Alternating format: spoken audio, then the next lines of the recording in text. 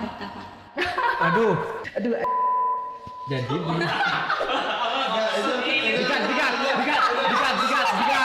Ikan apa yang nggak bisa berenang? ikan yang itu bisa berenang.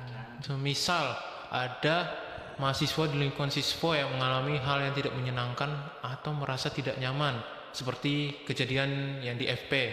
Kira-kira langkah atau respon seperti apa yang akan diambil oleh Hima?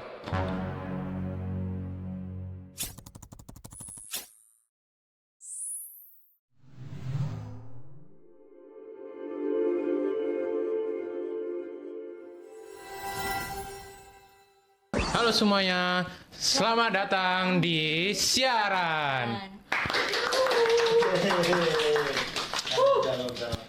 Jadi aku mau ngasih info dulu. Jadi ini adalah rebranding dari Esi Dengar yang berubah wujud menjadi Esi Siaran atau biasa dipanggil Siaran. Jadi aku perkenalan dulu. Di sini aku host 1 dengan nama Pido Denarma Situngkir dari angkatan 24. Halo, aku adalah host 2, nama aku Cynthia dari angkatan 25. Oke, jadi kita langsung saja panggil bintang tamu kita kali ini, yaitu Kahim dan Wakahim.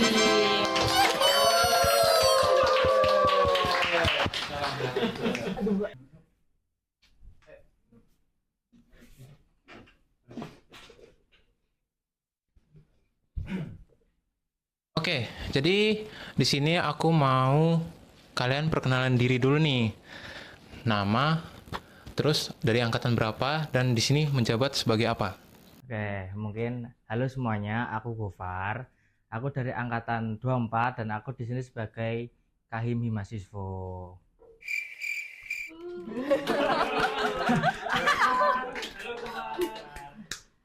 Oke, halo semuanya. Perkenalkan, aku Anita Deni Rahmati, bisa dipanggil Anita. Di sini aku dari angkatan 24 sebagai Wakahim Mahasiswa.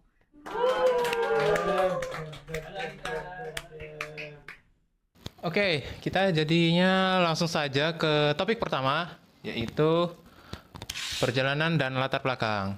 Jadi di sini aku mau nanya ini, kabar kalian berdua. Gimana kabar kalian semenjak menjadi Kahim dan Wakahim? Apakah baik saja atau ada sesuatu mungkin? Ya, sebenarnya semenjak jadi Kahim baik, yang sebelumnya dari baik-baik saja sekarang jadi baik aja. Ya, namanya juga lika-liku kehidupan ya, kadang naik, kadang turun, kadang di atas, kadang di bawah. Jadi ya seperti itulah, seperti yang saat ini ada wujudnya. Baik, kalau dari aku, kabarku baik aja sih. Mungkin jauh lebih sibuk daripada yang kemarin, karena kan ya Wakahim bukan hal yang gampang itu kan, tapi overall baik-baik aja kok, aman.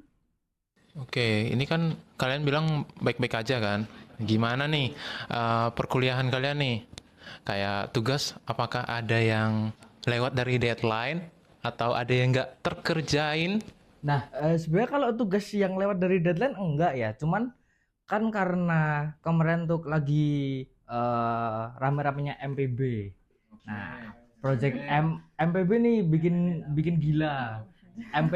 FYI MPB itu mata kuliah di semester 4. Nah, itu ada praktikumnya. Yes. Terus tugas akhirnya tuh suruh bikin apa nih? Proyek akhir. Nah, Ya proyek akhirnya ya pokoknya tugas bikin, ya gitulah. disuruh BPMN. Ya, disuruh bikin BPMN. Nah, jadi kemarin habis dan nggak tahu ya, kayaknya emang salahku deh. Aku ngerjain project baru H-1. Jadi ya semalam tidak tidur, habis itu presentasi, habis itu hadir di sini.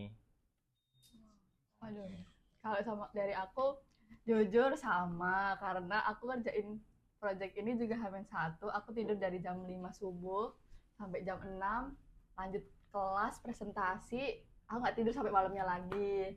Karena salahku juga sih, kayak sebenarnya tuh nggak sibuk, tapi karena ada satu dan lain hal gitu loh yang bikin aku tuh nggak ngerjain ini, nggak nyicil dulu. Padahal sebenarnya tuh dia matkul yang dibilang susah tuh nggak juga, tapi ribet aja gitu aja sih. Tapi overall nggak ada apa-apa sih, bener masih kekejar semuanya, dan jabatanku di sini juga nggak mempengaruhi buat akademiku juga. Lanjut ke pertanyaan selanjutnya ya. Jadi di sini bisa diceritain nggak perjalanan Kak Gofar dan Kak Anita sampai akhirnya menjadi Kahim dan Wakahim? Langsung aja dipersilahkan. Perjalanannya dari mana nih Kak? Dari maba atau dari Enggak dong. Kejauhan. Terlalu awal. Terlalu awal nih.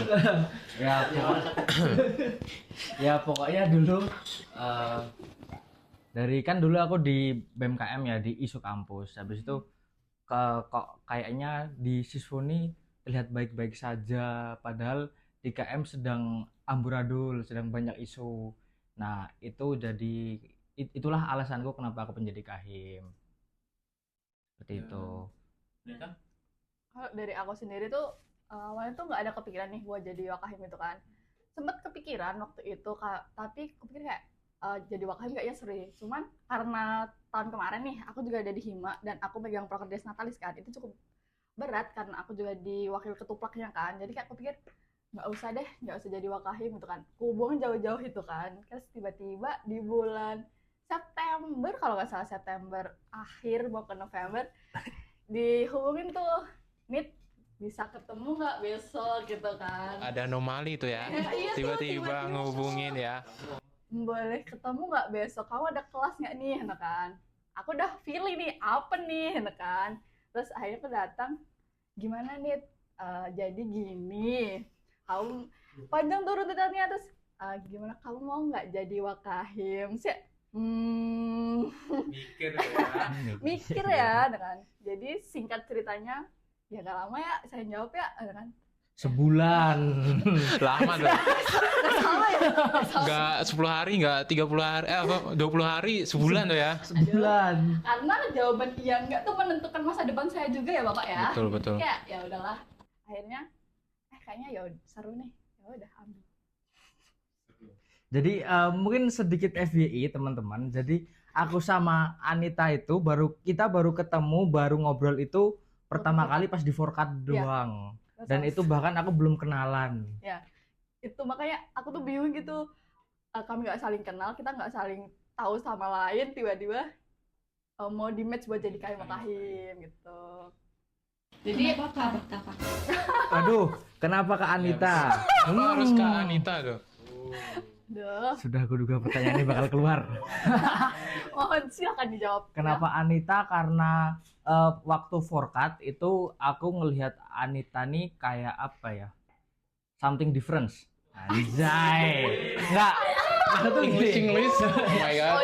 Waduh. Jadi di antara aku ngeliat teman-teman angkatan yang lain tuh, aku ngerasa kayak ada something yang beda gitu loh. Dan setelah aku omongin sama Rito, itu ternyata Rito juga bilang kalau Anita ini cocok kalau buat jadi wakahim. Terus habis itu ya udah aku tanyain dia seperti itu. Oke. Lanjut ke pertanyaan selanjutnya ya. Dulu pernah nggak sih kepikiran kalau bakal di posisi kahim ataupun jadi wakahim? Sebenarnya dulu kayaknya pas maba tuh dulu kepikiran bakal jadi kahim, tapi itu pas awal banget, pas masih first gathering maba kayak itu. Jadi dulu tuh kepikirannya tahun pertama mau jadi staff, tahun berikutnya jadi entah kadep atau wakadep, tahun selanjutnya bakal jadi kahim. Tapi pas seiring berjalannya waktu, kok kayaknya kalau di KM lebih menarik. Terus jadi ya udah enggak, sebelum itu aku kepikirannya adalah, aku boleh ngulang omonganku enggak? Boleh. Oh boleh ya? Aduh jadi dikat. Saya nggak tahu jawab ya. Nanti kami mau apa kan? Kayak ke 9. Ntar hashtagnya kayak berapa gitu ya? Ya, hashtagnya kahim ramah. Aduh. Jadi dulu tuh pas maba sempat kepikiran, tapi pas mau first gathering itu sempat kepikiran kan. Terus habis itu kayaknya jadi kahim berat, jadi ku tepis jauh-jauh gitu. Nah terus pas udah jalan semester 1 nih aku berubah pikiranku saat itu adalah aku tahun pertama di himpunan, tahun kedua di fakultas, tahun ketiga di KM. Tapi setelah berjalannya waktu juga kayaknya kalau aku fokus ke tiga apa namanya Organisasi. ya itu tuh terlalu berat karena waktuku buat organisasi cuma 3 tahun, dan kayaknya kalau aku 3 tahun jadi staff bakal malesin. Jadi ya udah aku nyobain di KM. Kenapa di KM? Karena ya kalau bisa yang lebih luas kenapa enggak, pada pikiranku saat itu. Terus pas di KM tahu isi UPN itu seperti apa, akhirnya memutuskan untuk jadi kahim seperti itu. Oke. Kalau Anita? dari aku sendiri, kepikiran nggak sih jadi posisi ini? Sebenarnya nggak ada kepikiran. Aku di semester 1 udah tuh nggak ada, cuman terbesit aja gitu loh, kayaknya bisa nggak sih jadi posisi top manajernya. Cuman ya itu tadi, aku pikir karena lini cukup luas dan segala macamnya, aku ngerasa aku belum bisa gitu kan. Cuman seiring berjalan waktu juga kayak, kalau orang bisa percaya sama aku, kenapa aku nggak bisa percaya sama diri sendiri gitu lah. Jadi ya udah jadi deh. Keren ya, keren. Respect. Lanjut. Jadi kita masuk ke topik selanjutnya, yaitu pengenalan Advaya Cita nih. Kenapa sih kalian ngambil Advaya Cita? Nah, kenapa kami mengambil nama Advaya Cita itu, Advaya Cita tuh dibagi jadi dua suku kata, Oke. dua kata, Oh ya, Advaya dan Cita. Advaya itu dari bahasa Sanskerta yang artinya itu kayak tidak ada dualitas atau saling bersatu untuk mewujudkan cita-cita dari kabinet seperti itu. oke. Kenapa namanya itu? Karena Himanis menurutku sebuah organisasi ini menurutku dia nggak bisa jalan Sendiri. ya, departemen nggak bisa jalan dengan jalannya sendiri, tapi harus emang bareng-bareng saling berkolaborasi untuk mewujudkan visi misi dari organisasi itu. Oke. Bagus ya pengertian dari Advaya Cita. Jadi kita lanjut. Di sini pertanyaan selanjutnya, apakah ada pembeda atau ciri khas tertentu dari kabinet tahun ini dibanding pengurusan sebelumnya? Mulai dari struktur pengurusannya dan proker, isu yang diambil, kayak perihal fasilitas. Ada pembeda nggak? Buat pembeda atau ciri khasnya tuh, yang pertama pasti ada namanya beda, visi misinya juga beda, terus juga logo kabinetnya ini juga beda gitu kan. Cuman kalau soal struktural kepengurusan tuh nggak beda dari tahun sebelumnya.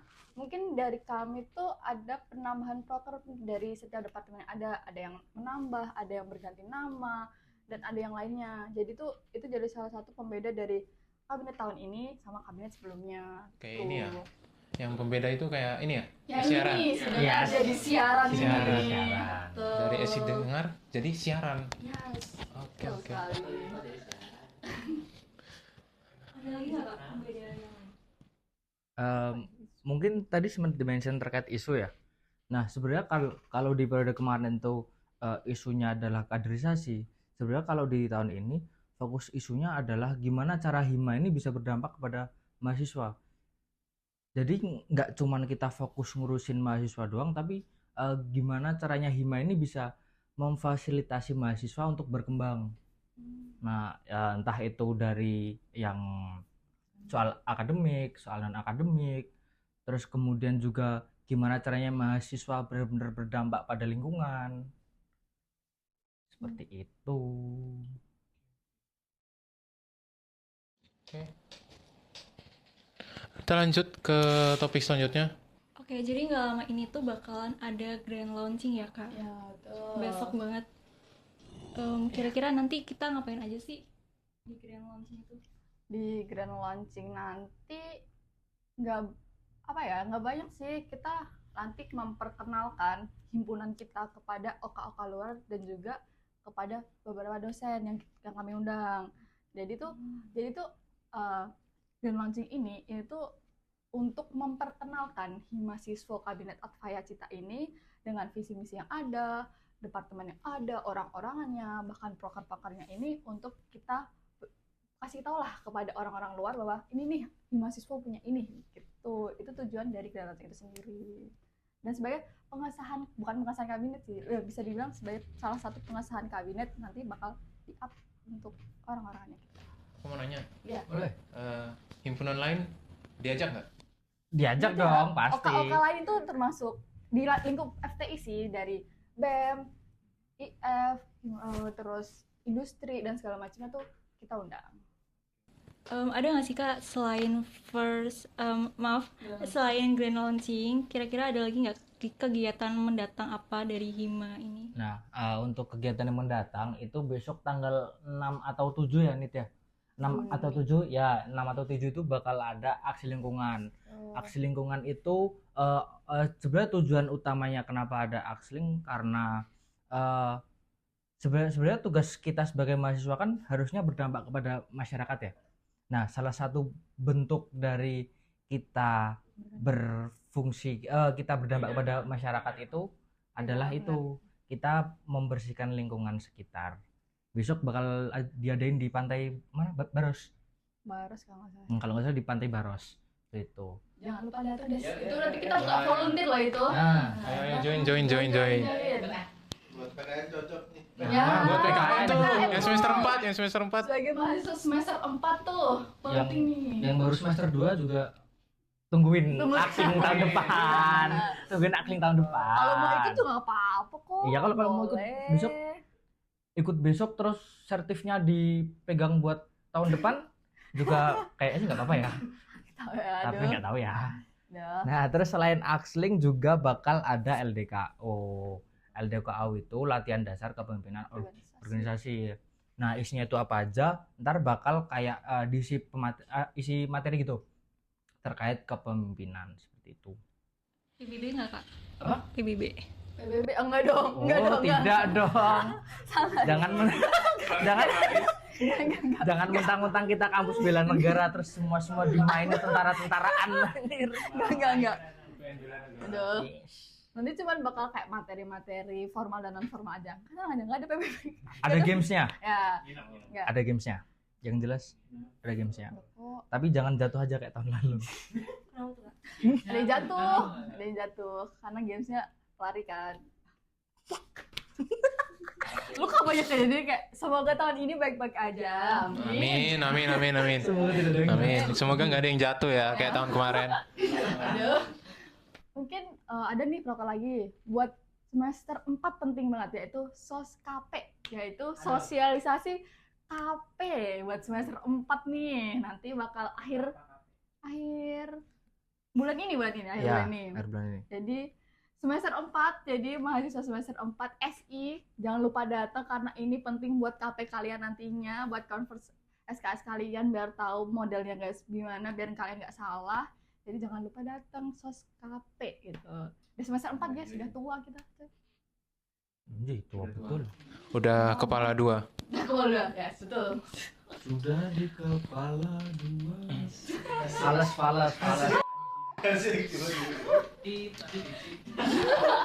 Disensor. Maaf ya untuk editor semangat menyensor. Siapa tuh editornya tuh? Semangat untuk editor. Oke, lanjut ke topik selanjutnya. Jadi kita topiknya tentang jabatan. Jadi apakah sudah ada momen berkesan atau tantangan selama menjabat? Momen berkesan. Iya. Terus ini Aduh, momen berkesan selama menjabat. Mungkin menjadi orang yang dikenal banyak orang, terutama dosen.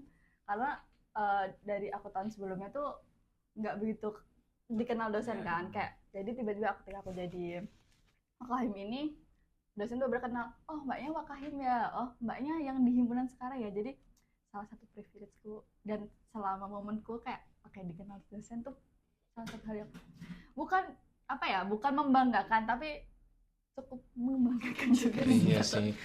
Jadi pada dosen-dosen pada tahu nih. Jadi kayak oh Anita nih. Iya, Wakahim.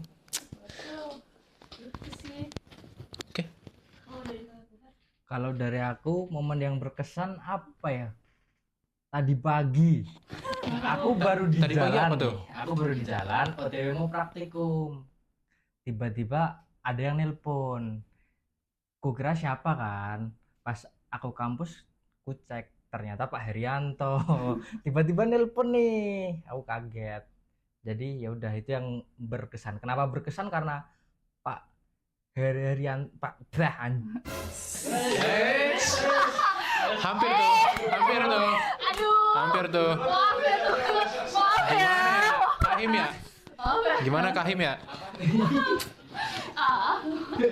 maaf. Kenapa berkesan? Karena Pak Yance itu kan kemarin habis dicariin sama banyak orang, dikejar-kejar banyak orang. Nah, tadi pagi beliau yang ngejar saya ditelepon buat Oke. nanyain nama sama NIM doang. Terus habis itu Udah. Itu doang. doang. Buat apa tuh? Kira-kira. Buat ini dijadiin, dimasukin data ke, nah, terkait tim teaching factory universitas.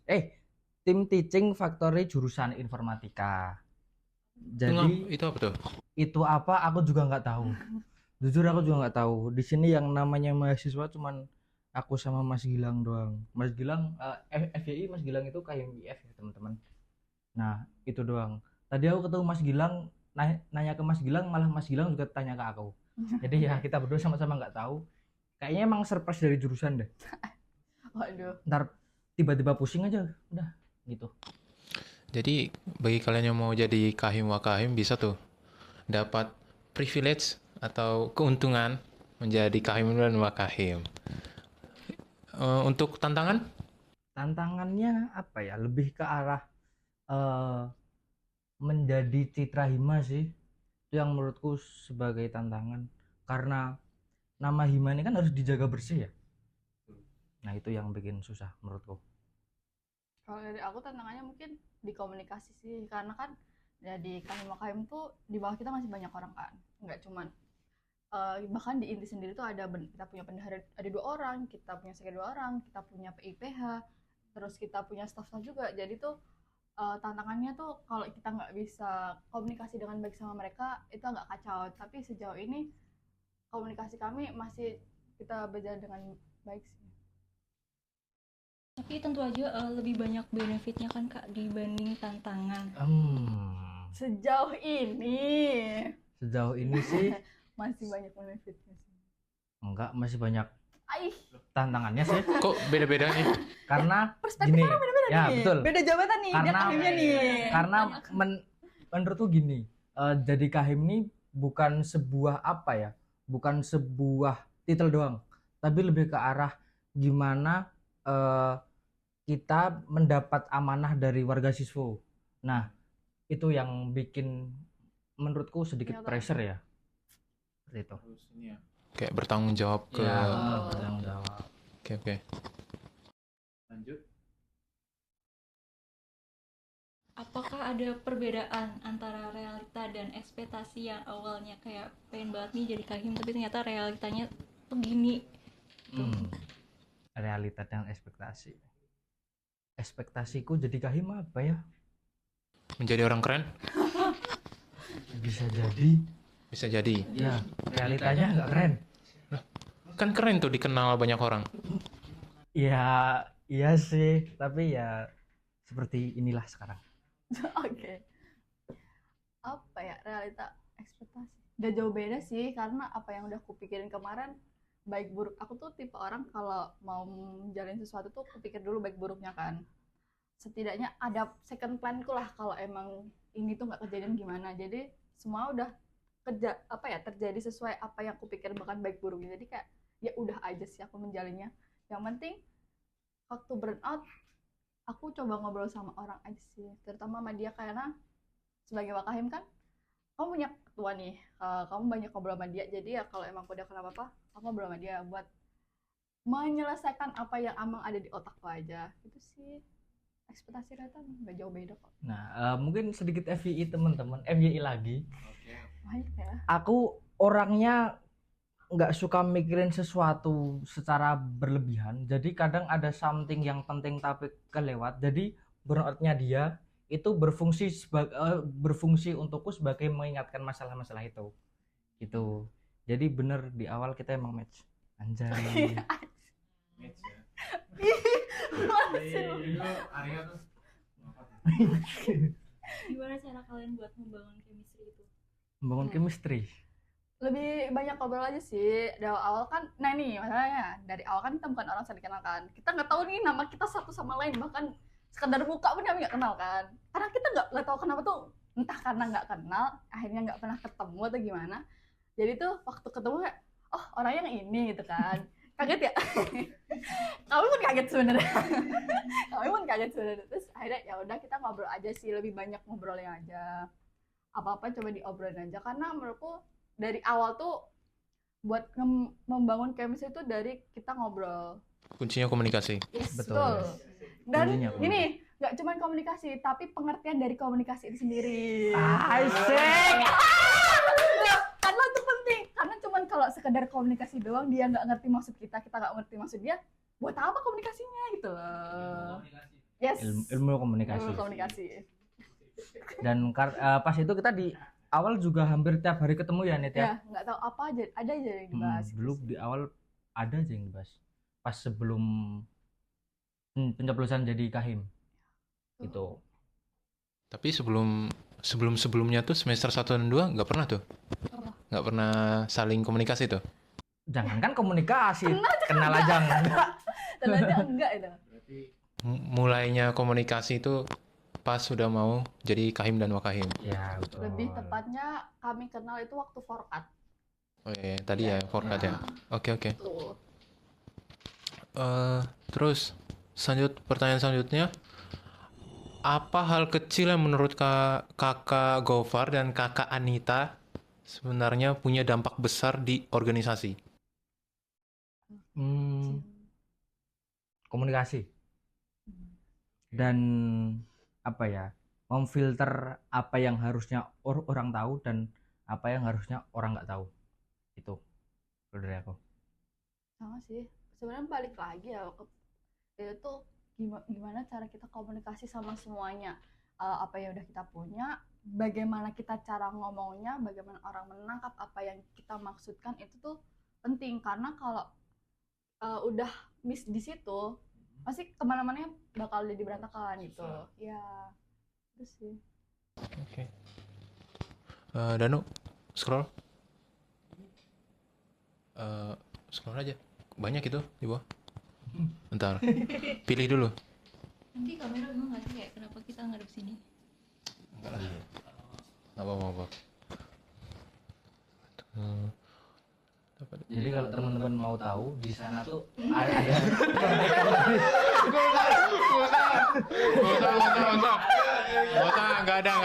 Nggak ada fun fact, nggak ada. Ada api. ada api Api maksudku. Api 4K. Kalau ada perbedaan pendapat nih di internal kabinet, biasanya cara menyelesaikannya gimana? internal kabinet tuh maksudnya Keseluruhan. Iya, keseluruhan. Kayaknya kita belum pernah ngalamin ke sini. mungkin ada tapi nggak sebesar itu dan masih bisa dikendalikan sama bisa dihandle satu sama lain sih.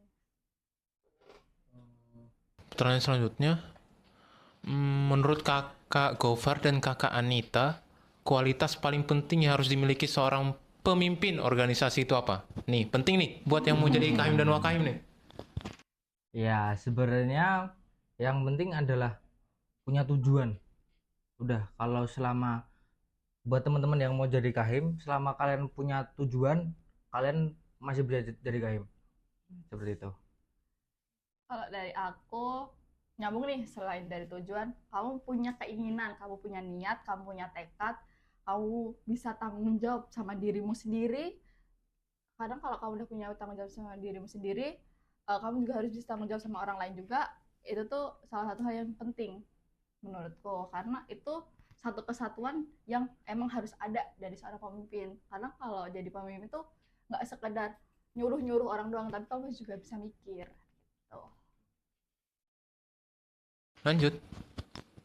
Hal apa yang pengen kakak buktiin selama menjabat menjadi Kahim dan Wakahim? Sebenarnya yang pengen ku buktiin adalah eh siswa ini bener-bener mahasiswa ini bener-bener bisa berdampak nggak hanya ke warga siswa tapi juga ke KM UPN. Terus aku juga pengen buktiin bahwa sebenarnya siswa ini sudah menjalankan peran dan kewajiban sebagai mahasiswa yang dia eh, apa namanya berdampak pada lingkungan atau masyarakat. Terus kemudian dia punya pokoknya itu ada 7 hak dan kewajiban mahasiswa yang harus diselesaikan. 7 atau berapa ya, aku lupa, kalau nggak salah 7, 7. kalau nggak salah. Oh, dari Kanita sendiri. Nggak jauh beda juga sih. Karena yang penting tuh kayak aku mau nunjukin juga bahwasanya siswa itu ada, siswa itu kami ya dikenal sama orang juga, nggak cuma siswanya tapi hima siswanya juga dikenal, bisa memberikan dampak dan impact buat semuanya, terutama di universitas kita gitu sih. Lanjut.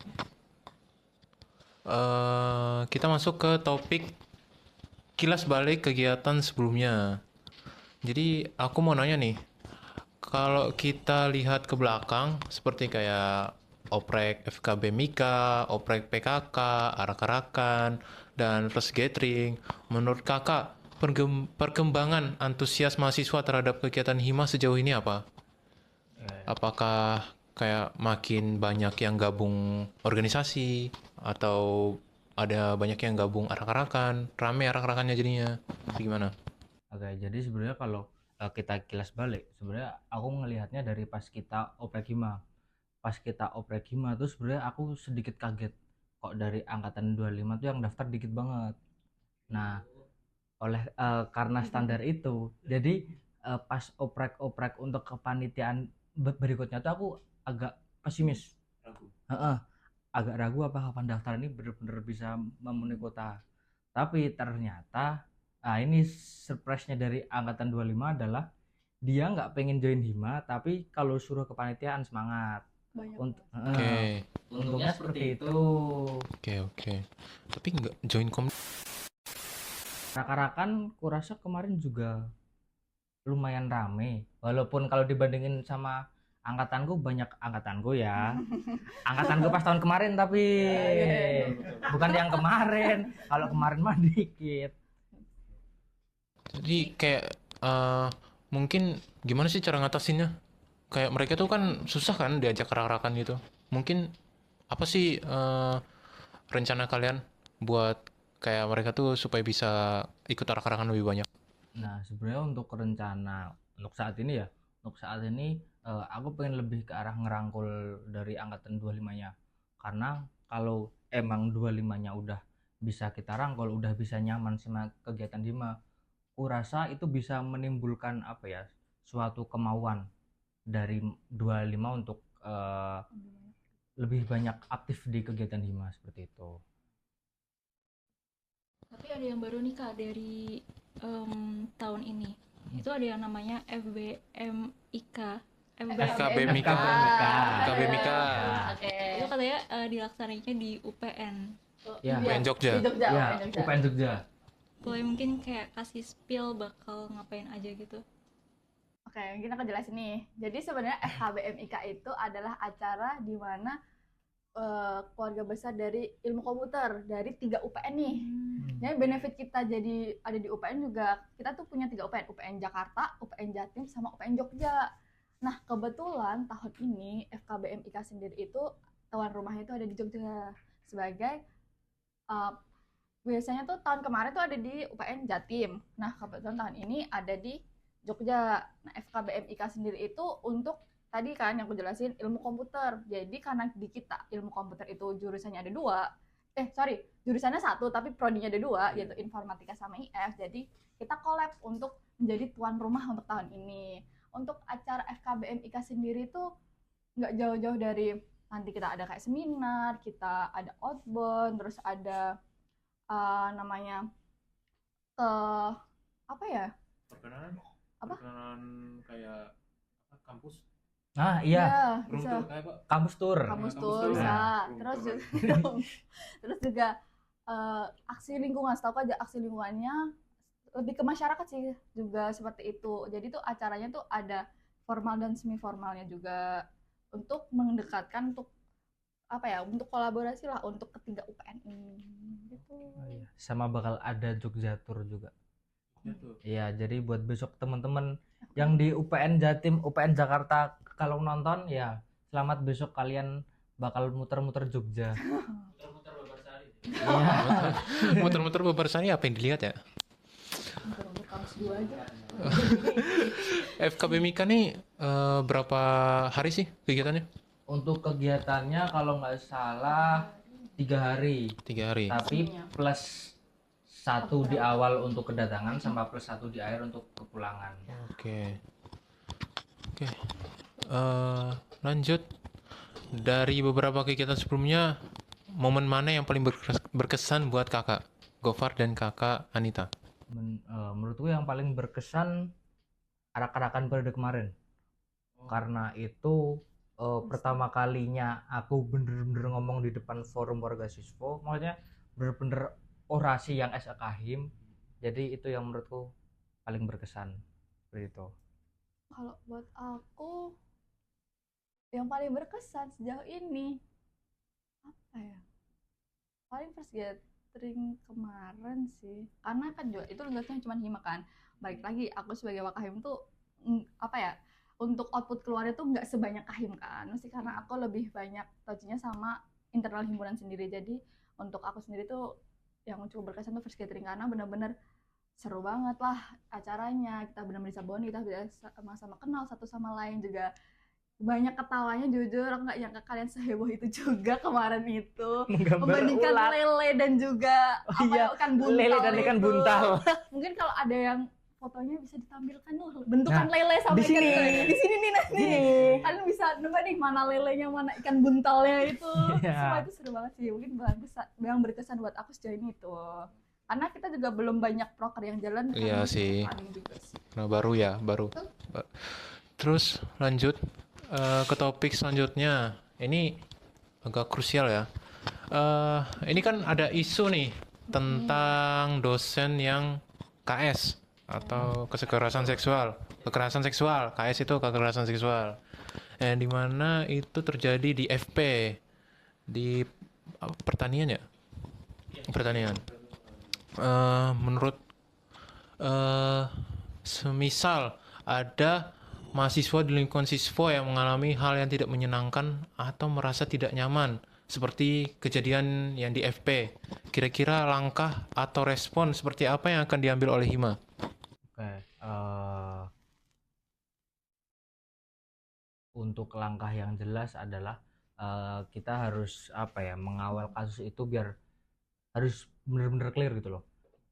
Apalagi dosen kalau emang sudah benar-benar sebagai pelaku itu emang benar-benar harus di cut dari UPN, menurutku seperti itu. Karena tidak ada toleransi lagi ya untuk perbuatan KS-KSan ini. Iya, itu krusial itu. Betul. Terus karena aku lihat kemarin baru ini ya, baru pemberhentian atau dipecat gitu. Nah, yang kemarin tuh baru pemberhentian dulu. Terus ntar kalau selama masa dia diberhentikan selama masa penyelidikan. Kalau emang penyelidikannya udah selesai itu baru ntar diputuskan dosen itu bakal lanjut lagi atau dikeluarkan. Dan mungkin sedikit informasi buat teman-teman, dari rektor itu sebenarnya dia tidak bisa mengeluarkan dosen secara langsung. Jadi bisanya adalah dosen mengirim surat pemberhentian ke menteri atau ke Pemda terkait mengajukan pengeluaran dosen. Itu baru kalau dari menteri atau Pemda ACC baru bisa dikeluarin seperti itu.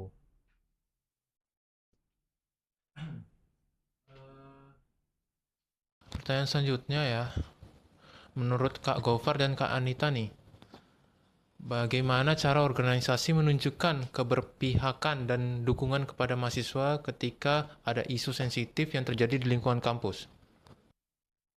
Sebenarnya cara menunjukin keberpihakannya adalah eh, kita benar-benar menyuarakan keresahan dari mahasiswa, kita benar-benar mengusut masalah itu sampai benar-benar clear, bukan hanya pura-pura clear.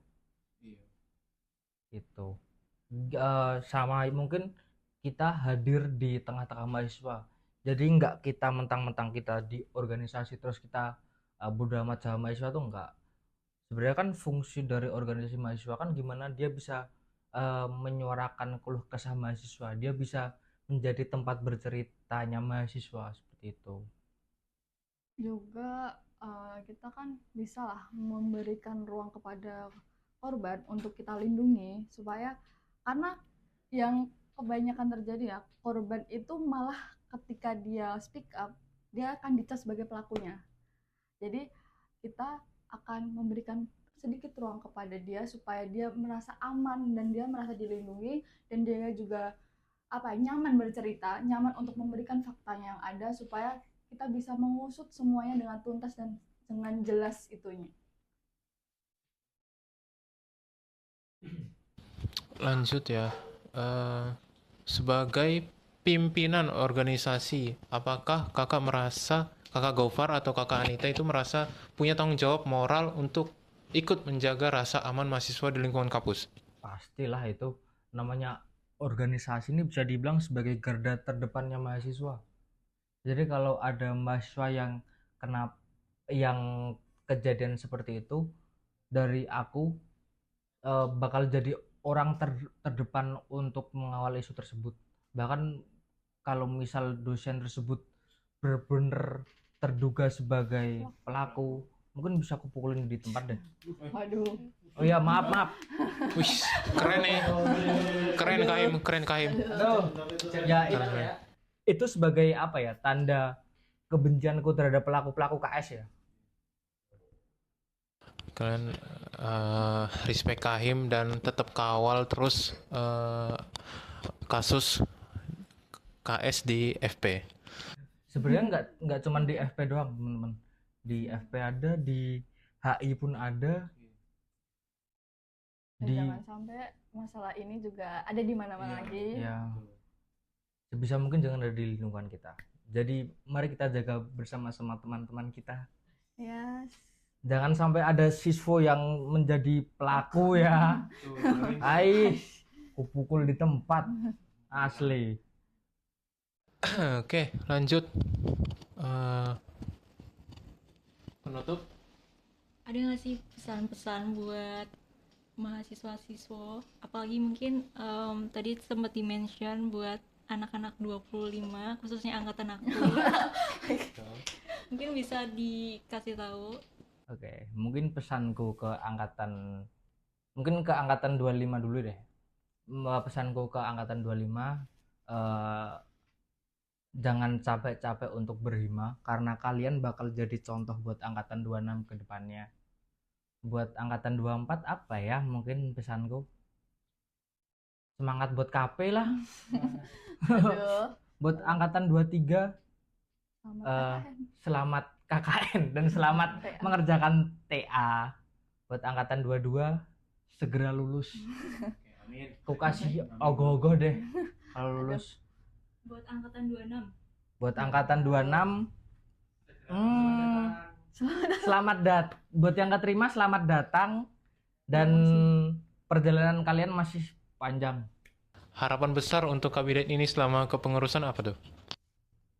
Harapan besar sampai aku berharap sih untuk kabinet kalau ini bisa memberikan dampaknya secara nyata untuk diri mereka sendiri, diri kita sendiri, dan juga masyarakat, untuk kampus juga harapanku supaya selama kepengurusan ini tuh semua orang tuh bisa mendapatkan apa yang mereka cari sebelum mereka berada di himpunan ini.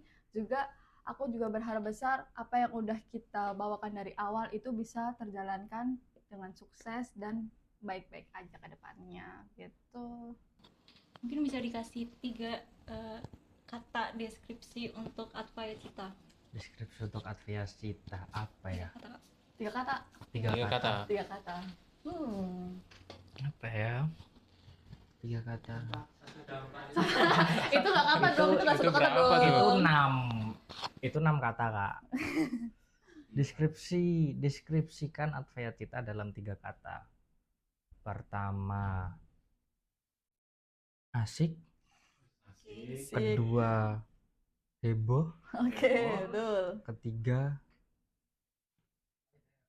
Lion Air. Aduh, apa itu Lion Air tuh? Eh, yang ketiga apa ya? Semangat lah. Perjalanan masih panjang. ya, kita masih di awal periode nih. Dari aku 3 kata tuh baik-baik aja. Baik-baik aja. Nah, kan 3 kata. Oke. Bener-bener 3 ya. 3. Baik-baik aja. Selanjutnya, kalau nanti masa kepengurusan ini selesai, hal apa yang paling kalian pengen dikenang dari Advaya Cita? Yang paling pengen ku kenang apa ya? Keasikan pas first gathering. Jujur itu asik banget. Bahkan aku ngerjain tugas yang deadline-nya malam itu pun sedikit teralihkan oleh keseruan first gathering. Tugas MPB. Tugas SIG. SIG, oke. Tugas peta-peta itu. Ya. Oke. Aduh, Lanjut. kayaknya semester 4 berat ya. Kamu Aduh, jangan di-spill dong. Yang lain enggak kok. jawab. Aman. Aman. Itu, banyak yang bilang semester 4 tuh gampang dapat IPK 4. Betul. Gampang kok, gampang. Ay, buat kakak angkatan 23 yang bilang semester 4 gampang, bohong, Kak. Oh, Bohong. Bisa kok, aman. Bisa. Masih Pasti aman. bisa. Semester yang bohong. Semester Semester yang yang bohong. Masih Oke. ada semester 5 kita. Iya. Apa gampang nggak? Nggak setriki itu juga. Yang penting kamu baik-baik aja ya. Atur waktumu dengan baik. Iya. Ya, Ya. betul. Itu Manajemen waktu penting tuh. Betul. Oke. Yang penting masih waras, udah. Waras. Waras Oke. itu udah cukup. Setuju. Oke. Jadi mungkin segitu aja pertanyaan dari kami berdua. Mungkin di sini kemarin kan aku ngirim form buat anak-anak siswa maupun dari angkatan 23, 24, 25 ataupun angkatan 22 untuk ngasih pertanyaan nih buat mereka berdua. Mungkin di sini kita ke pertanyaan pertama dari Budi. Akan dibawa kemana Hima ini di era kalian? Apa nih Nah. maksudnya? Hima ini di periode sekarang lebih fokus gimana Hima ini bener-bener dia berpihak kepada mahasiswa. Maksudku berpihak adalah bukan cuma kita menyuarakan aspirasi mereka, bukan cuma kita bisa dibilang menggembor-gemborkan masalah kita yang harus diselesaikan, tapi juga Hima ini benar-benar harus berdampak nyata ke mahasiswa, entah itu membuatkan wadah untuk pengembangan di akademik maupun non akademik. Tapi selain itu kita juga menjamin pengembangan staf gitu loh. Jadi buat fungsionaris kita nggak cuman kita suruh untuk bikin A B C D, tapi juga mereka mendapatkan benefit dari menjadi pengurus Hima seperti itu. Oke. Lanjut. Selanjutnya pertanyaan nomor 2 ini dari Kak Indira Putri Seruni. Ini siapa nih? Siapa tuh? Itu Menurut kalian apakah Medcom sekarang bandel? Aduh. Bandel nggak ya? Aduh. apakah bandel Bandel nih? nggak ya? Kita introvert kok. Menurut kalian berdua? Bandel nggak? Gimana nih? Bener? Kita ada di kandang mereka nih maksudnya. Ya, maksudnya Kita ada di kandang mereka nih. Jadi bebas ya, bebas. Aduh, semua mata Nggak. udah menuju ke kita nih. Nggak di ini kok, nggak dipukul kok. Santai aja, bilang aja. Dikunci aja dari dalam. Kamera mati nggak ada yang tahu. Dibilang bandel sih enggak, lebih ke arah pasti punya tingkah lucu seperti Tingkahnya itu. unik. Nah, tingkahnya unik. Ada aja. Nah, tapi kalau soal profesionalitas, kurasa Medcom juara sih. Bacot. Juara. Kan. Respect aku. Departemen favorit ya, Kak? Oh. Departemen favorit. Iya Departemen dong. Favorit. Medcom dong. Berarti yang lain enggak? Iya, bukan Skala berarti. prioritasnya kan favorit gak cuma gini-gini. Kan gak gini nih. Bagus. Paralel. Paralel. Betul, paralel. Ini Oke. paralel. Gateway kita di sini, paralel kita di sini. Enggak paham sih yang tengah. Iya. Oke. Lanjut. Ini Mama Gufron dari Mama Gufron. Ini beneran Mama Gufron nggak? Aduh. Mas Oli, Mas Oli. Ada nggak sih momen ragu sebelum mendaftar? Terus siapa yang akhirnya nyeret kalian buat tetap maju? Nih, untuk momen ragu sebenarnya aku sudah mengalami banyak banget momen ragu pas itu sebelum aku ngechat dia buat ketemu itu bener-bener jadi kayak aduh sorry, jadi kalau misal bisa di rating raguku dari 1 sampai 10 sepertinya 11. Jadi Lebih tuh. ya, jadi sebelum aku ngechat dia buat nawarin tuh bener-bener ragu apakah aku bisa, apakah aku yakin buat pegang amanah sebesar itu. Dan pas itu aku ceritanya ke Rito ya, komtingku tercinta, love you Rito, Love you Rito. Hashtag Love you Rito. love you Rito. Nah pas itu ceritanya ke Rito kan, terus kata Rito tuh dia ngeyakinin aku buat tetap maju dan dia percaya bahwa kalau aku bisa, jadi udah akhirnya ngechat dia buat maju seperti itu. Oke. Selanjutnya pertanyaan nomor 4. Panjang nih. Tapi kayaknya tahu deh aku siapa yang ngisi nih. Dari Hiu. Panjang nih. Aku rasa diberi tanggung jawab sebagai Kahim dan Wakahim adalah sesuatu yang perlu banyak pertimbangan. Aku yakin ketika kalian berani mengambil keputusan, kalian juga bakal menerima tanggung jawab yang dimana ini hal yang sudah kalian pikirkan matang-matang. Nah, pernah nggak sih kalian takut untuk mengambil amanah tersebut? Apa pertimbangan atau ketakutan yang paling berat yang kalian pernah lalui di masa-masa itu? Gimana cara menghadapinya? Terus ada nggak ketakutan akan masa depan? Terus gimana kalau gagal? Gimana kalau caraku memimpin organisasi ternyata merugikan orang? Udah itu aja. Itu Panjang sharing-sharing ya, aja ya, sharing-sharing aja ya ini semangat all. Oke. panjang tuh. Panjang tuh. Terima kasih. Oke, mari kita bedah Makasih, Yu. satu-satu. Oke, yang pertama itu apa sih? Perlu banyak pertimbangan kayak gitu. Oke, pertimbangan. Oh ya. Masa-masa itu. Mungkin Anita yang mau menjawab. Mungkin. Oke, dari aku apa ya, yang pertimbangan ya benar. Jadi Kahim Wakahim tuh emang kita harus mikirin matang-matang dulu karena ini amanah nggak cuma kecil, nggak cuma sehari 2 hari, tapi satu periode yang hampir 1 tahun lamanya. Dengan ketakutanku sendiri mungkin aku mikir aku juga cewek ya, balik lagi sebenarnya kalau dari aku tuh cewek, aku masih banyak overthinkingnya, aku banyak takutnya juga, tapi aku juga percaya kayak aku udah ada di titik waktu itu, aku udah mengiyakan juga, itu udah jadi tanggung jawabku untuk menerima konsekuensi yang ada.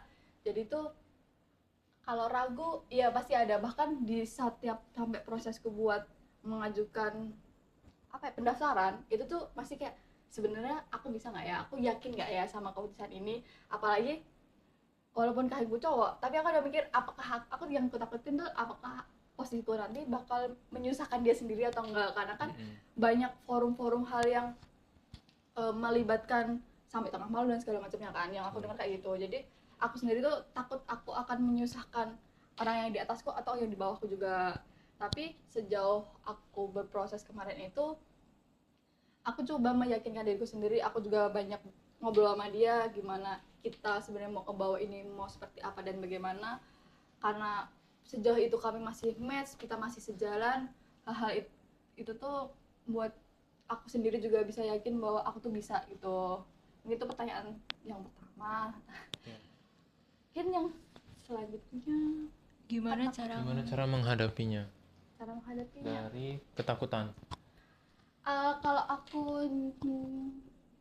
sendiri sih, aku tipe orang tuh sebenarnya agak overthinkingan. Cuman overthinkingku tuh pada hari itu aja, besoknya tuh aku udah bodo amat. Tapi ketika cara aku menghadapinya sih, biasanya aku pikir dulu, apakah aku beneran ini bisa aku share sama orang atau enggak. Cuman kebanyakan dari prosesku tuh banyak banget ngobrol sama dia, bener-bener sebanyak itu. Bahkan tuh sampai jam setengah 2 aku masih chat dia buat ngobrolin apa yang tiba-tiba overthinking gue itu dan segala macamnya. Tapi ya secara berjalannya waktu kayak aku mampu, jadi aku udah bilang iya, aku udah ngasih surat-suratku juga. Nggak seharusnya aku bilang enggak untuk saat itu, jadi kayak udah jadi tanggung jawabku juga sih buat manage diriku juga bahwa aku tuh bisa dan aku mampu gitu. Mungkin kalau ditanya ketakutanku untuk kedepannya apakah aku bakal jadi bisa berimpact atau enggak buat orang lain, apalagi gitu diriku sendiri juga ada, pastinya ada. Karena kan kita nggak tahu nih ke depannya bakal ada apa, seperti apa, bakal jadi kayak gimana, karena apa yang udah kita susun di awal nggak semuanya tuh mulus sama apa yang kita planning gitu kan. Jadi kalau ketakutan tuh pasti ada, cuman aku percaya kepada aku cara kahimku, aku percaya sama apa semuanya yang ada di struktural himpunanku, jadi aku merasa semuanya akan baik-baik aja. Gimana kalau gagal? Nah, sebenarnya indikator gagal ini kan dia fleksibel ya, maksudnya bisa berubah-ubah. Jadi misal kita gagal di jalur A, belum tentu kita gagal di jalur B, C, D, E, F, G, Z, seperti itu. Jadi menurutku gimana kalau gagal, tinggal pilih jalan lain, udah selesai. Eksekusinya aja. Ya, Sambil terus jalan. itu terus ada nggak ketakutan masa depan? Udah, gimana kalau caraku memimpin organisasi ternyata merugikan orang lain? Aduh, gimana? Ya, aduh gimana ya jawabnya ya? Sebenarnya kalau merugikan orang lain, ya kalau dia speak up ya, aku bakal ganti cara kepemimpinan seperti itu. Lanjut ke pertanyaan berikutnya dari Aslam Ganteng. Kelihatan banget tuh. Oke, pertanyaan dari Aslam Ganteng itu gimana Mas Gopar kelanjutan hubungannya sama anak UN itu? Aduh, Siapa ya? siapa ya? Aduh. Jadi seperti ini teman-teman, saya klarifikasi. Klarifikasi oke. Oh, Jadi tiba-tiba seperti klarifikasi? ini. Jadi seperti ini. Awal mula kisahnya adalah aku punya teman cowok, sebut saja si A. Nah, si A ini punya teman cewek, katakanlah si Z. Jauh ya? Nah, Jauh ya? jadi karena aku si A ini dekat dan sering main, terus suatu ketika si A ini dia ngajak ketemu aku tapi bawa si Z. Nah, habis itu kita ngobrol, terus aku sama si Z jadi temenan. Nah, plot twistnya adalah si Z ini temennya Aslam, temennya SMP. Nah, seperti itu. Terus hubungannya gimana? Gak ada hubungan Mas Aslam. Itu cuman teman. Ya, hubungannya teman. Teman apa teman? Ya, teman-teman. Teman-teman kuadrat dong. Teman-teman. Maksudnya teman-teman. Teman-teman. Seperti itu. Oke. Namanya sama si Z, itunya sama si A. Aduh. Gimana tuh, Kak? Apa itu? Apa tuh? Gimana tuh, Kak? Apa tuh? Oke, lanjut ke siapa ini? Ketoprak Sedap Malam. Kenapa Mas Gofar mau menyalonkan diri untuk menjadi kahim dan kenapa memilih Kak Anita sebagai wakahim? Kenapa mau menyalonkan? Udah tadi dijawab ya. Karena mereka Ya karena sebenarnya karena pengen mencoba membenahi siswa ya. Bukan membenahi, sebenarnya lebih ke arah gimana cara membuat siswa bisa berdampak ke mahasiswa dan ke masyarakat.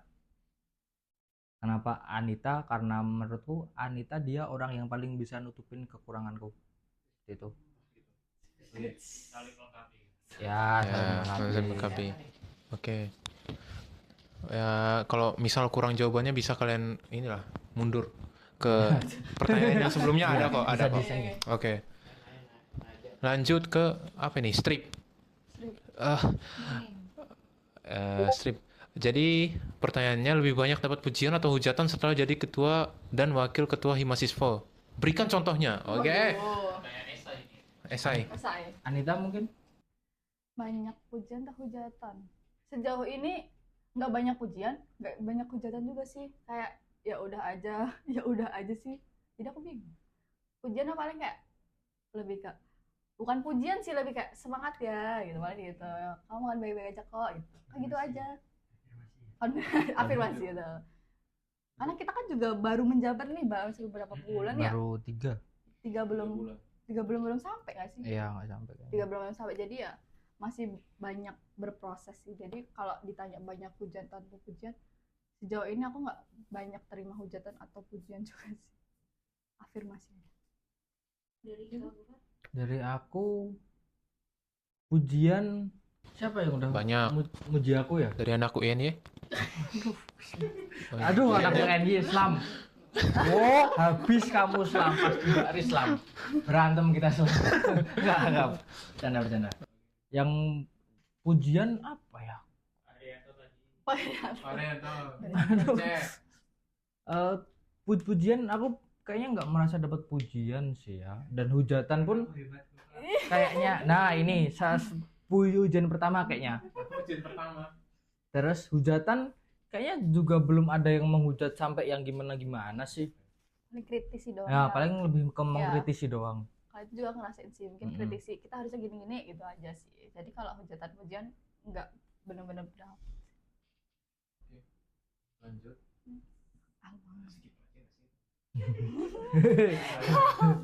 Kalau hostnya tidak mau membacakan, saya yang baca. Siapa petenis meja terbaik di Siswo dari El Mangrove? Siapa nih? Aku nggak pernah main tenis. Nah, Aku nggak pernah main tenis. jadi kemarin pas kapan itu ya, pas aku ke Taman IF, aku lihat 2 match seru tuh. Antara Pak Daniel dan Pak Hari. Wih, asik betul. Itu aku lihat itu pas aku lewat kan, lihat kok kayaknya asik. Dua-duanya main kenceng. Nah, itu sepertinya itu yang terbaik di Siswo. 2 terbaik di Siswo. Terbaik di Siswo. Sepertinya seperti itu. Lanjut ke Mangga 438. Maaf random. Kalau misal bisa berinkarnasi jadi hewan, Mas Gofar dan Mbak Anita mau jadi hewan apa? Pertanyaan yang di ini podcastnya Aduh. Raditya Dika. Aduh, sebelah tuh. Apa nih? Sebelah tuh. Oke. Kalau dari aku sendiri, aku menjadi apa ya? Aku banyak takut hewan sih. Mungkin aku mau... Kecoa. Iya, fun fact. Ini bukan fun fact ya guys. Aku nggak takut sama kecoa guys. Aku berani megang kecoa. Jadi, tapi aku nggak mau jadi kecoa karena semua orang takut kecoa. Aku nggak mau ditakutin sama semua orang. Kalau berani berarti yang ada kosnya kecoa, bermasalah dengan kecoa bisa tuh hubungi Anita. Nah. Aku sering ditelepon sama temanku ya. Nit, Bisa tuh. ada kecoa nih. Dan terus aku harus ngapain ya? Mohon maaf. Jadi pernah suatu ketika teman-teman ada kecoa lewat nih, sama dia ditangkap, bener-bener ditangkap pakai tangan, ditangkap diliatin gini, kecoa, ntar bisa di ini ya. Aku punya videonya kalau kalian mau loh. Nah, Aku punya dokumentasinya loh. Bisa ditampilin mungkin? Bisa ditampilin? Bisa nih.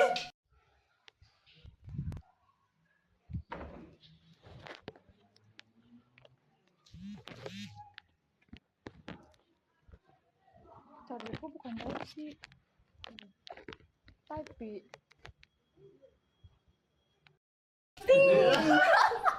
ada video, ada foto, ada yang POV dari temanku juga. Oke. Tapi aku nggak mau jadi kecoa loh, aku nggak mau jadi kecoa loh. Aku maunya jadi bebek. Bebek. Kenapa? Pak doang. Oh iya sih. Sama lucu ya. Bebek doang, iya. Berarti Lucu. kalau gitu aku mau jadikan Ikan. tinggal bubuk doang. Lanjut. 30 derajat di Depok. Apa? namanya 32 derajat di Depok. Oke. Oke. Mau nanya, filosofi satu cita, satu gerak, satu dampak, apakah ada cerita di balik semboyan yang kalian buat itu? Ceritanya adalah gini, Oke. satu cita, satu gerak, satu dampak. Oke. Kenapa satu cita, satu gerak, satu dampak? Karena kabinet ini punya satu cita-cita yang sama, yaitu bermanfaat buat mahasiswa. Kenapa satu gerak? Karena satu gerak itu dalam diartikan sebagai kita bareng-bareng bergerak gitu loh. Jadi yang gerak nggak cuman satu dua departemen doang. Nah, untuk satu dampak adalah kita bareng-bareng untuk membuat suatu dampak yang besar. Gitu. Ceritanya itu kita dapat pas kapan ini ya? Tengah malam sih. Iya. Bahkan nama kabinet kita juga ya dapat di tengah malam. Iya. Malam. Iya, di Nilu Nologaten. Nilu. Ya, jam Sejarah. Sejarah. ya, kayaknya jam 12, jam setengah 1 deh. Ya, Kalau nggak salah itu. di depan pohon pisang. Ya, di depan pohon pisang. Di lantai 2 di depan pohon Di pisang. depan pohon Bener-bener pisang. karena ada daun-daun pisang tuh agak jatuh kan. Oke. Tepat di depan kita gitu. Itu sih. Itu Oke, sejarah. sejarah Advaya Cita dan filosofinya satu cita, satu gerak, satu dampak. Tuh. Oke. Pertanyaan selanjutnya dari Need a Job Boy. Oke. Oke. Aku merasa ikatan alumni prodi kita kurang kuat dan tidak banyak kegiatan yang membantu anak siswa yang masih berkuliah. Apakah kalian punya rencana untuk meningkatkan solidaritas alumni agar bisa membantu memberi arahan untuk anak-anak siswa yang masih berkuliah? Mungkin untuk ikatan alumni sendiri ya. Sebenarnya kan ikatan alumni baru terbentuk tahun lalu ya, Nit. Kalau nggak salah. Nah, karena ikatan alumni itu baru terbentuk tahun lalu ya, menurutku wajar belum berasa impactnya. Cuman untuk kedepannya seperti apa, jujur kami juga belum, aku pribadi juga belum tahu untuk ikatan alumni ini mau kita apakan, karena ikatan alumni kan dia punya ketuanya sendiri ya, Mas Hanif namanya. Nah, dan setauku ikatan alumni pun dia punya proker yang emang melibatkan kita, tapi aku juga belum tahu prokernya itu seperti apa, wujudnya itu seperti apa, bahkan Mas Hanifnya itu seperti apa aku juga belum tahu. Jadi belum tahu lah kalau terkait ikatan alumni ini seperti apa, tapi harapanku adalah buat ikatan alumni ini bisa bener-bener apa ya, menjadi gambaran buat mahasiswa-siswa untuk kedepannya itu bakal jadi seperti apa. Dan emang apa ya, alumni ini bener-bener berdampak pada mahasiswa gitu loh, entah itu menjadi relasi atau informasi dari perusahaan luar ketika dia datanya bisa diambil buat TA atau bisa bekerja di perusahaan tersebut. Nah, aku harap sih ikatan alumni bisa seperti itu ya. Untuk langkah konkretnya seperti apa belum tahu jujur. Lanjut. Dari Chark, maaf kak, kalau nggak salah kemarin waktu orasi atau uji kelayakan, kakak ngomong ada proker unggulan dan belum pernah ada di periode sebelumnya. Kemarin aku nggak terlalu dengerin, boleh ya nggak kak, proker itu apa dan gimana cara kakak membuat proker itu sukses? Proker unggulan kita apa ini ya? Monitoring. Oh iya. Jadi proker kita yang baru adalah monitoring. Monitoring itu apa? Jadi lebih ke arah kita sebagai himpunan itu juga mengawasi mahasiswa-siswa yang dia berorganisasi di luar, entah itu di BMKM, di DPMKM, di fakultas. Jadi kita harus tetap memantau perkembangan mereka, gimana cara kerja mereka, karena kan mereka di luar pun juga bawa nama siswa kan ya. Jadi kalau mereka kenapa-napa kan pasti yang kena juga bakal siswa. Seperti itu. Untuk cara menyukseskannya itu seperti apa? Karena monitoring ini bukan hal yang gede ya, maksudnya bukan event yang gede kayak Des Natalis. Jadi menurutku sekedar kita menanyain kabar mereka, kita menerima report dari mereka, terus kita nanya gimana perkembangan mereka di organisasi luar, itu udah cukup, bisa cukup dibilang menyukseskan lah seperti itu. Gitu aja. Udah. Oke. yang Yang terakhir. Oke. Dari Raja Kegelapan nih. Aku mau nanya ke Kak Gofar aja. Ikan apa ya yang nggak bisa berenang? Ikan yang nggak bisa berenang. Betul. Ikan bakar gue rasa.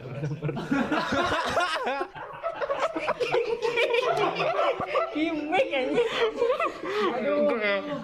Lucu. Ikan bakar. Ikan goreng. Oke. Kalau teman-teman tahu di FYP dulu pernah ada namanya puding lele. Puding lele. Puding lele. Jadi Oke. itu kan juga ikan yang nggak bisa berenang. Oke. Karena dia udah jadi puding. Puding lele.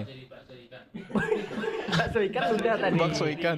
Bakso ikan kan tadi bakso apa yang bisa berenang? Bakso apa tuh? Bakso ikan. Bakso ikan. Berenang di kuah padahal ya. Berenang di kuah. Di kuah loh ya. Berenang di kuah.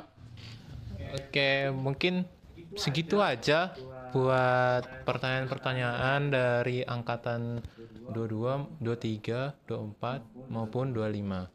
Mungkin segitu aja podcast kali ini. Mungkin kita jargon dulu. Boleh nggak sih? Boleh nggak sih? Jargonnya itu Cita. satu cita, satu gerak, satu dampak. Gerakan tangannya itu seperti ini. Tangan kiri, dua jari tangan kiri, tempelin ke dada kanan. Ya. Nah, ini satu cita, satu gerak, satu dampak. Oke. Silakan. Oh, aku yang mimpin. Tolong Kahim. Kabinet Advent Cita, satu gerak. Salah. Aduh. Boleh nggak di slogan kita digedein lagi bentar? Oh iya. Aduh, kenapa? Dibesarin apa tuh? Satu Dibesarin. gerak, satu dampak. Oke. Itu udah tuh gede tuh. Oh. Oke. Nanti perfect gitu ya. Iya ya. Oke. Aduh. Kabinet Advent Cita, satu cita, satu gerak, satu dampak. Yeay. Oke, mungkin kalau ada salah kata dari kami dua mohon dimaafkan ya. Mungkin segitu aja. Dan makasih Kak Gofar dan Kak Anita udah hadir ke podcast siaran ini. Yeay.